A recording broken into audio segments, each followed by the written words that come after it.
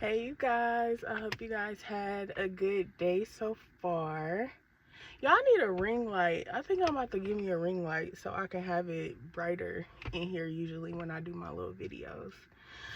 But I wanted to get on here and talk about this. You know, God wanted me to get on and talk about this. So early morning, this morning around like 3, maybe 3:30, 4 in the morning, I was able to hear a conversation in the spirit, and it was almost like a conversation like, if you don't do this, then I'm gonna do this. So it was like manipulation, control, stuff like that. And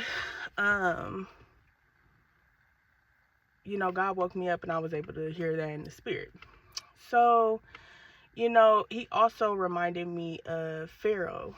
So if you remember the story about Pharaoh, he wouldn't let the Israelites go. You know, even after multiple warnings, multiple things happening, he just wouldn't let them go. And ultimately, he ended up having to lose his son. He ended up having to lose his life.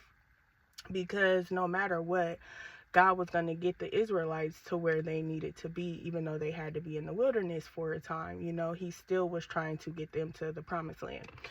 So, you know, God highlights to me, you know, that is manipulation, control. That is a form of witchcraft, you know, and this is where people try to feel entitled to your destiny.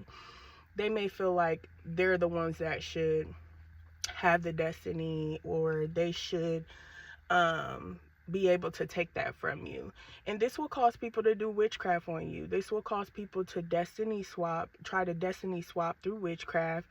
They will, which is a real thing, they will try to do certain things against you because they want to control. They want to control the narrative. They feel like they are entitled to it.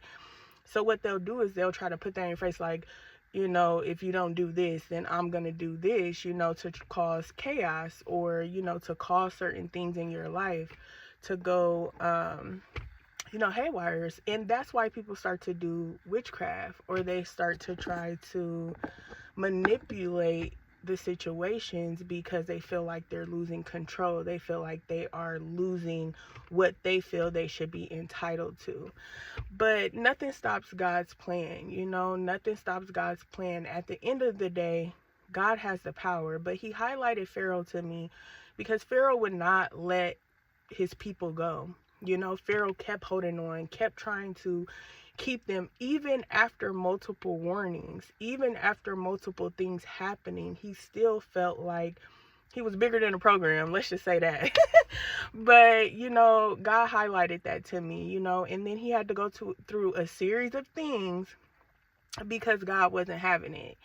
So I definitely wanted to get on here, you know, test the spirit and take it back to God. But, you know, sometimes people will feel entitled to your destiny because they know you have a purpose.